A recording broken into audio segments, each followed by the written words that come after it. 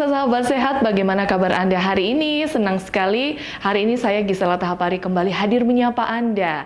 Dan tentu saja saya masih di Rumah Sakit Hermina Tangkuban Perahu Malang. Dan seperti biasa, di setiap episodenya kita akan bahas tema tentang dunia kesehatan. Wah, kali ini ada tema apa? Menarik sekali tentunya. Hari ini kita akan bahas tentang menuju persalinan nyaman di RS Hermina. Tentunya berbicara tentang persalinan ini akan bikin deg-degan begitu ya semua wanita-wanita yang akan mempersiapkan persalinan untuk buah hatinya. Namun di Hermina ada yang spesial karena telah hadir juga PMO. Wow, apa itu? Nanti kita akan bahas bersama-sama. Tentunya saya mau kenalkan dulu, ada dua narasumber saya yang saat ini bersama dengan saya.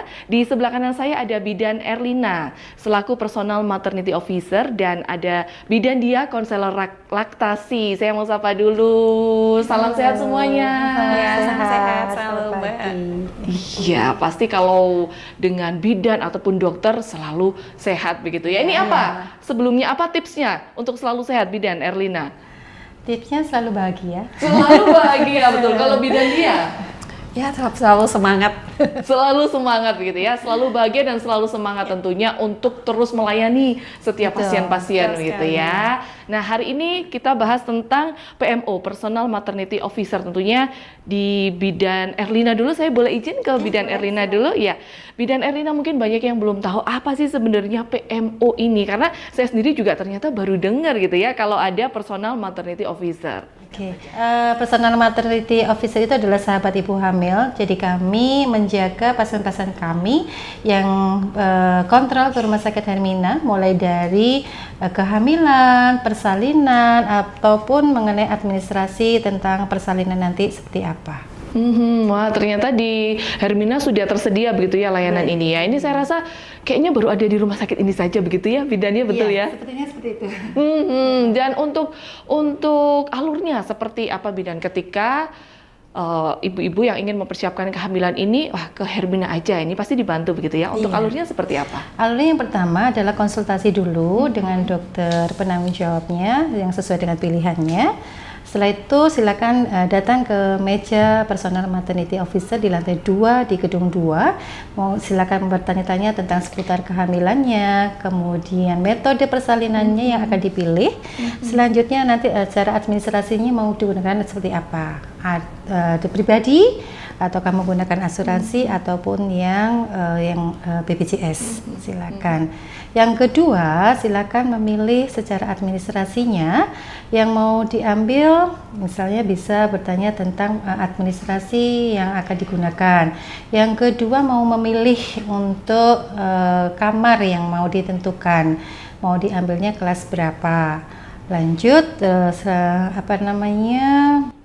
kami punya salah satu unggulan kami adalah Depomil, deposit ibu hamil. Jadi itu bisa mulai dari usia kandungan di 28 minggu sampai di batas hari persalinannya gitu.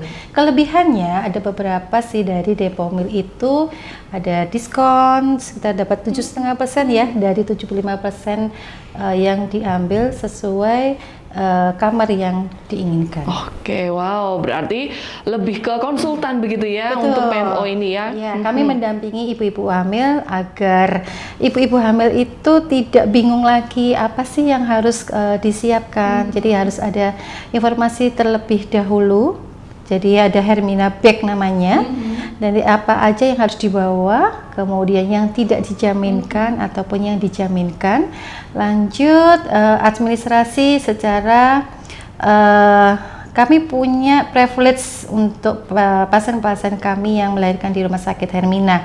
Salah satunya ada mendapatkan senam hamil secara gratis, kemudian ada spa yang sudah kami bekerja sama dengan Nadia Spa, ada foto baby ya, terus kemudian ada konsultan laktasi juga. Lanjut kami ada secara gratis pengurusan akta kelahiran.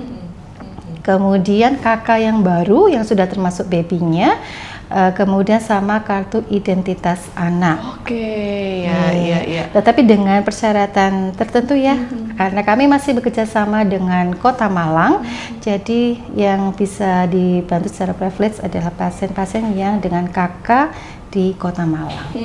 Ya, berarti memang mempermudah begitu ya, Betul. mempermudah layanan. Mungkin bagi orang tua juga yang sudah orang tuanya mungkin masih mengurusi proses persalinan, begitu kan, nggak bisa ngurus kakak atau apa gitu, bisa dibantu Bisa sekali dibantu, ya. tetapi dengan persyaratan yang sudah kita informasikan terlebih dahulu.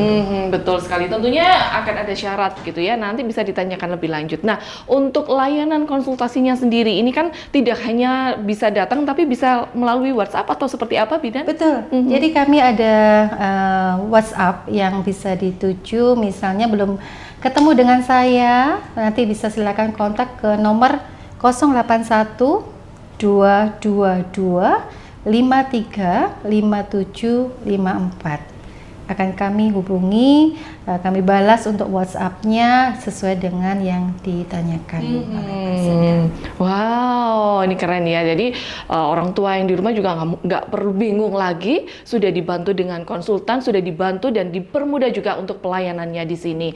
Nah, Bidan Erlina, saya masih ke Bidan Erlina untuk persiapan Hermina Bag. Wah, ini saya penasaran dengan persiapan ini, tentunya ini kan mengedukasi begitu ya, apa saja yang harus dibawa selama ini. Untuk peralatan-peralatan bag ini apa saja yang perlu mungkin dipersiapkan juga, mungkin ibu-ibu yang di rumah sedang mempersiapkan proses.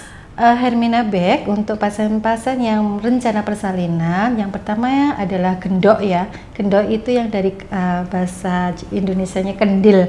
Jadi tempatnya plasenta. Ya. Yang kedua adalah underpad dewasa.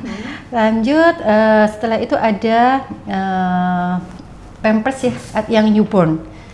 Kemudian ada tisu basah. Lanjut sama untuk pembalut nifas, boleh yang menggunakan model celana ataupun yang long ya. Tapi butuhkan yang long karena untuk persalinan normal memang agak banyak yang akan dikeluarkan. Untuk babynya cukup satu setel aja yang dipakai nanti saat pulang. Selama di rumah sakit akan menggunakan punya rumah sakit. Baik, terus kemudian untuk mama silakan membawa baju yang nyaman dan busui karena kami adalah pro ASI. Ya, kami tidak memberikan susu formula untuk baby-baby kami yang lahir di sini. Setelah itu ada tambahan satu lagi yaitu adalah toilet towel yang kami gunakan nanti untuk membersihkan. Kalau zaman dulu itu kan waslap model handuk ya. Sekarang yang disposable aja biar nanti bisa tidak digunakan lagi. Oke, ya itu tadi ya beberapa persiapan-persiapan di Hermina Bag tentunya yang bisa dipersiapkan bunda-bunda yang di rumah yang sedang mempersiapkan proses untuk kelahiran buah hatinya. Nah, sekarang saya ke Bidan Dia.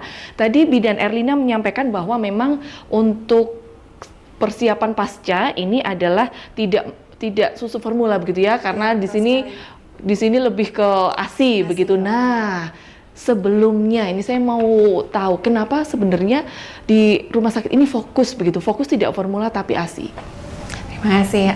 Selamat pagi sahabat Rian semuanya.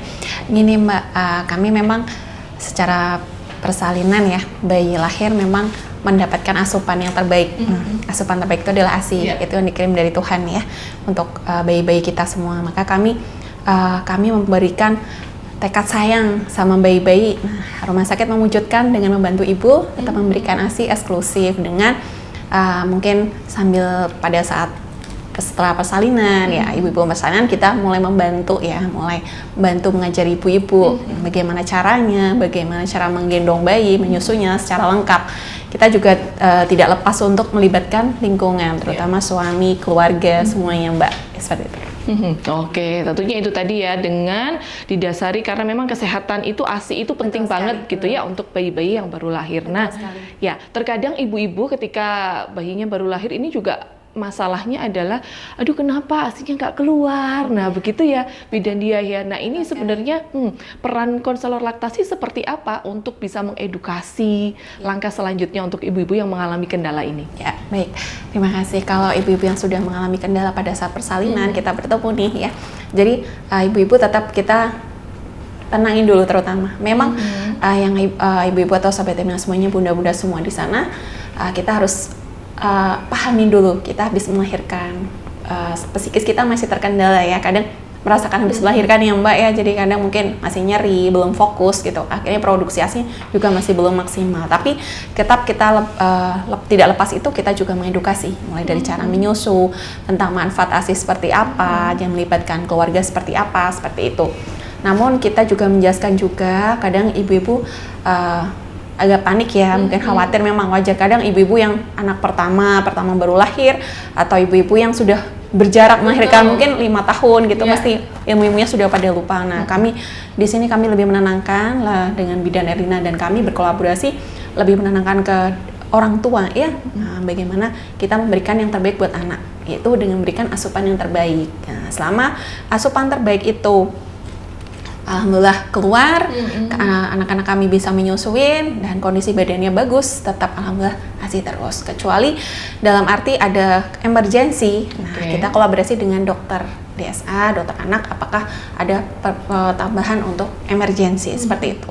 Tapi kami berusaha bareng-bareng untuk mengoptimalkan pemberian ASI terutama. Oke, jadi tadi ada faktor juga ternyata menenangkan dulu pasien. Berarti ada faktor psikolog juga, psikologis juga dari ibu begitu ya. Kenapa nggak keluar? Kalau justru panik malah nggak keluar gitu ya? Iya. Jadi mengalami kendala, mengalami kendala. Jadi ibu-ibu kena orientasi yang pasti penuh di luka pada saat lahiran, mungkin kendala sesar atau normal, terus mungkin biasanya mungkin bayinya ini masih dalam perut, ini sudah lahir, ini bayi nangis. Nah, kita di sini lebih menenangkan, dan kita juga lebih memberikan terutama untuk teknik ya, karena kita lebih mendekatkan untuk teknik. Mungkin teori mungkin banyak sekarang sudah familiar ya di sosial media banyak, tapi kita lebih mendekatkan untuk teknik-teknik, terus pendampingan yang benar-benar sangat mendukung sekali, seperti itu. Oke, ya ternyata banyak juga ya tekniknya yang memang ini harus diedukasi dan harus diketahui begitu oleh ibu-ibu yang akan menyusui begitu tekniknya. Nah, kalau teknik ini saya dengar ada yang namanya teknik pelekatan. Nah, ini ternyata kalau nggak pas juga melekatkan itu juga susah untuk disusui. Ini seperti apa, Bidan? Betul sekali, terima kasih. Untuk pelekatan sendiri kita ada dua teknik, satu pelekatan dan satu posisi. Posisi itu kita dengan posisi untuk kita melahirkan juga mungkin ibunda-bunda semua, sahabat ibunda semuanya perlu dipahamin. Mungkin sebelum persalinan kita harus mengenal, mungkin ikut kelas yang disampaikan Bidan Erlina ya. Jadi di kelas itu kita ada ketemu untuk sesi laktasi Mbak. Jadi di kami nanti akan menjelaskan posisi menyusuin, karena di sekarang ya banyak ibu-ibu yang hanya mengetahui dengan satu posisi, padahal maaf ya banyak posisi yang lumayan membantu ibu-ibu, terutama ibu-ibu dengan posisi maaf ya harus sesar, mungkin ibunya ambang nyerinya masih rendah, jadi kita membantu posisi. Nah, dengan posisi yang nyaman otomatis kita menunjukkan dengan posisi pelekatan. Pelekatan itu adalah proses untuk memberikan ASI dengan kita memberikan masuk ya untuk area ininya kita ke bayi. Jadi seperti itu, bagaimana caranya, pelekatan seperti apa, karena memang yang disampaikan Mbak tadi kita kurang tepat sedikit itu berefek juga. Jadi mungkin ASI sudah diberikan sama Tuhan, ASI udah lumayan, ternyata pelekatan belum tepat, bayi juga merasa asupannya kok menangis terus, seperti itu Mbak. Jadi kita harus lebihkan itu. Oleh karena itu pada saat persalinan kami sama Bidan Erlina H-1 pasca H+1 ya persalinan, ibu stabil, adik stabil, kita visit. Jadi visit. Kami visit. Jadi ada layanan visit juga. Iya, betul, visit di pelayanan. Jadi kita jadi kita mau tidak melihat ini ya, jadi mau pakai administrasinya apapun tetap kami visit. Jadi kami tetap memberikan yang terbaik buat anak-anak kami, seperti itu. Betul ya. Intinya memang harus memberikan pelayanan berupa visit, karena kalau di visit kita bisa lebih jelas tahu begitu apa kebutuhannya dari pasien-pasien ini ya, terutama ibu-ibu yang sedang mengalami proses menyusui. Nah, saya masih ke Bidan Dia. Bidan, ini banyak sekali orang tua juga ASInya kurang lancar begitu ya. Adakah cara atau teknik tertentu untuk bisa melancarkan ASI dari ibu? Betul sekali. Terima kasih. Untuk melancarkan ASI Mbak, pertama yang satu poin yang harus kita persiapkan adalah kesiapan dari bapak dan ibu Oke. ya, ayah dan bunda semua di sana ya. Jadi kita pasca hamil ya, pada saat persiapan hamil sudah ada kontak kita Mbak. Jadi sebelum persalinan kita ada kontak, kayak mungkin perlu kontrol ke laktasi di usia kehamilan ya, biasanya trimester kedua atau ketiga ya menjelang persalinan kita, ibu-ibu mungkin ada yang masih bingung caranya. Itu bisa, jadi kalau kita informasikan bisa ada kendala, mau tanya-tanya persiapan persalinan, persalinan menyusuin, biasanya kita arahkan. Terus kemudian di saat ibu-ibu menunggu persalinan, ibu-ibu juga kita edukasi lewat kelas kita kolaborasi dengan Bidan Erlina. Biasanya kita adakan di hari Sabtu. Nah, hari Sabtu itu jadi macam-macam Mbak kalau di kami, fasilitas kami. Jadi ada hari Sabtu ini, minggu ke ini apa temanya, kita beda-beda, betul. Jadi terus untuk kesiapan makan, dan ingat-ingat, jadi kita mau menyusuin, kita pola makan kita waktu hamil juga diperhatikan Mbak. Terus untuk mengontrol tekanan, karena ya tadi yang pasca persalinan ternyata ada kendala nyeri pada saat lahiran, otomatis membuat psikisnya ibu akan turun. Makanya kami menghimbau keluarga-keluarga, sahabat tim atau bunda yang mau persiapan, disiapkan semuanya. Karena kembali lagi ASI butuh proses. Karena yang tidak mungkin ya kita doanya cepat lancar ya, tapi kita yang tidak tiba-tiba. Jadi kita pahami dulu prosesnya gitu. Terus kemudian kita ajarin tekniknya tadi. Mungkin ada beberapa sekarang minum booster ASI seperti itu. Tapi kembali lagi, booster ASI pendukung secara ini ya, dari luar, dari dalam itu adalah dari doa, ininya kesiapan ibu, nutrisinya ibu dan bayinya, seperti itu. Oke ya, yang pasti terus mengedukasi begitu ya bagi ibu-ibu atau orang tua pasca melahirkan ya. Nah, saya kembali lagi ke Bidan Erlina ya. Bidan Erlina tadi disampaikan juga ada program Depo Meal begitu ya. Mungkin ini ada baru pemirsa juga yang menyaksikan di segmen ini. Untuk program Depo Meal sendiri mungkin bisa disampaikan lagi apa saja memang yang diperlukan atau prosesnya ketika orang tua ini mau, oke, saya pakai paket yang Depo Meal aja gitu, gimana? Kalau untuk paket Depo Meal berlaku untuk pasien-pasien yang menggunakan penjaminan pribadi. Karena kalau untuk yang non pribadi itu memang sudah ada bekerjasama sendiri antara rumah sakit dengan perusahaan tersebut. Tapi kalau untuk yang pribadi boleh dilakukan untuk Depo Meal di usia kandungan di 28 minggu. Kenapa sih harus 28 minggu? Karena di usia itu masih terhitung adalah imatur. Kalau untuk yang 28 minggu untuk usaha hidupnya itu sudah lumayan bagus karena di atas 28 minggu. Terus dimulai dari misalnya mau cicilan dulu boleh, atau mau Depo Meal sekian dulu boleh nggak? Boleh, dengan batas nanti di 75% dari kamar atau transaksi kamar yang diinginkan. Gitu. Oke, jadi kalau untuk mengetahui nanti lebih lengkapnya gitu mungkin bisa chat tadi ya, di nomor WA yang tadi ya. Nah, untuk sampai sekarang untuk pengguna layanan dari layanan sendiri yang ada di MO sendiri ini sudah berapa untuk pasiennya? Banyak ya? Alhamdulillah, alhamdulillah udah banyak, dan setiap kali kami mengedukasi pasien-pasien yang kontrol ke dokter, kami edukasi dulu rencana administrasinya menggunakan apa dulu. Jadi kita sesuaikan dengan permintaan pasien, rencana menggunakan persalinannya seperti apa. Gitu. Jadi kalau misalnya yang dengan BPJS apa saja sih yang harus dibawa, perlengkapannya, persiapannya.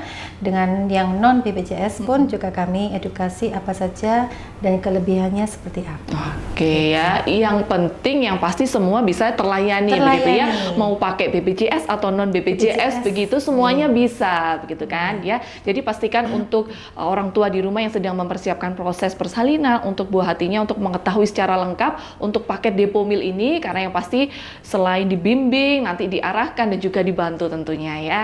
Nah, saya kembali lagi ke Bidan Dia. Nah, Bidan Dia ini kalau kita lihat untuk ibu-ibu setelah pasca melahirkan itu kadang ada yang tidak bisa terus menemani di rumah, mungkin harus bekerja. Nah, seperti apa tentang ASI perah? Nah, ini seperti apa atau pentingnya ASI perah? Perlukah ditambahkan susu formula atau kalau memang cukup ASI perah ya ASI perah saja, atau seperti apa, Bidan? Baik, terima kasih. Untuk ibu-ibu atau bunda-bunda yang bekerja ya. Jadi bekerja bukan penghalang kita memberi ASI ya. Jadi kami tetap selama visit itu Mbak, kami sampaikan untuk kita konfirmasi untuk ibu bekerja atau ibu di rumah atau ibu yang WFH atau ibu yang ini, kami jelaskan untuk penyimpanan ASI juga. Jadi kita lebih pada saat kita visit, kita sampaikan ibu ini produksi ASINya seperti ini. Nah, kita tidak bisa untuk menarget ya Mbak, karena kita orang menyusui itu secara lahiriah mengalir aja kayak mengalir aja gitu. Jadi yang penting dipersiapkan. Jadi minimal 1 bulan sebelum bekerja ibu-ibu harus bisa mau menabung. Mau sebelum 1 bulan monggo. Kadang mohon maaf ibu-ibu yang sudah diberkahi ASINya udah masya Allah banget. Mungkin ada yang sudah mengumpat. Tapi kalau ibu-ibu yang masih proses pun tetap kami hargain, tetap kami dukungin, tetap kita support. Insya Allah bisa seperti itu. Nah, untuk penyimpanan arsip, ya itu kita tersampaikan di buku KIA juga ada Mbak. Jadi selain kami informasikan, kita juga ingatkan di buku KIA Pink yang biasa ibu-ibu hamil bawa itu. Nah, selama bayi-bayi kami proses menyusunya bagus, kondisi badannya juga bagus, dari dokter kontrol, dari DSA kontrolnya pun hasilnya bagus, kita sementara tidak ada tambahan susu formula pun alhamdulillah kita lanjut terus ASI. Namun kita sembari juga pada saat edukasi kita sampaikan tanda-tanda bahaya. Mungkin ibu-ibu yang sudah ASINya udah masya Allah banget ternyata tekniknya masih belum dapat gitu. Nah, otomatis ada yang asupannya belum maksimal. Itu kita juga harus sampaikan nanti bila nemuin bayinya kondisi seperti ini segera bawa ke rumah sakit seperti itu. Iya, jadi kita untuk biar bayi ini tidak terjadi apa-apa seperti itu. Ya, jadi memang perlu mengetahui juga untuk tanda-tanda bahaya begitu ya, tanda-tanda bahaya pada bayi. Ya, tapi kalau memang orang tua ini ASINya tidak berlimpah gitu ya, bidan dia, apakah memang boleh tetap disarankan dibantu dengan pendamping susu formula atau seperti apa? Nah, kalau untuk pendamping kita sampaikan ke kedua orang tua. Jadi kalau misalkan biasa kita edukasikan, kalau misalkan ada kendala monggo kontrol ke bagian polilaktasi rumah sakit Hermina. Jadi kalau misalkan ada kendala, tapi kalau misalnya orang tua sudah sudah kami layanin pemberian pelancar ASI, mungkin booster ASI sama perbaikan step by step tadi, ternyata mungkin orang tua merasa kok seperti ini, kami serahkan kepada orang tua. Tapi kembali lagi kita juga ada garisnya ya, jadi pemberian susu formula tidak boleh sembarangan karena mengingat beberapa orang tua mempunyai riwayat alergi. Jadi pemberian susu juga harus pemilihan sesuai dengan kondisi bayi Mbak gitu. Maka kami jelaskan ke orang tua. Jadi itu semua hak pasien. Tapi kita kalau bisa lebih optimalkan ASI seperti itu. Karena kalau orang tua kita langsung putuskan seperti ini dan ternyata alhamdulillah ASINya masya Allah kan kasihan bayinya juga gitu. Tadi kita juga melihat sisi kemanusiaan, tapi kita juga melihat sisi kesehatan emergensinya dia seperti itu. Oke, wow ya, yang pasti edukasinya hari ini keren banget, luar biasa. Ini pemirsa sudah tahu dengan lengkap ya seperti apa sih PMO dan juga pemberian laktasi untuk ibu-ibu yang sedang mempersiapkan gitu ya untuk proses persalinan buah hatinya. Jadi pastikan untuk bisa mempersiapkan proses persalinan ini dengan baik. Betul. Boleh silakan berkunjung datang ke rumah sakit ini atau bisa melalui layanan WhatsApp. Dan sepertinya pemirsa kita sudah ada di penghujung acara Bidan Erlina dan Bidan Dia. Namun sebelumnya saya mau tutup dengan harapan dan pesan dari Bidan Erlina terlebih dulu. Seperti apa harapannya kepada sahabat sehat Gajana TV yang di rumah tentang PMO hari ini? Kalau dari saya untuk pasien-pasien yang rencana mau persalinan, usahakan untuk memilih rumah sakit yang dengan resiko minim ya. Jadi persalinannya aman. Usahakan dengan mendapatkan fasilitas yang lengkap. Seperti itu.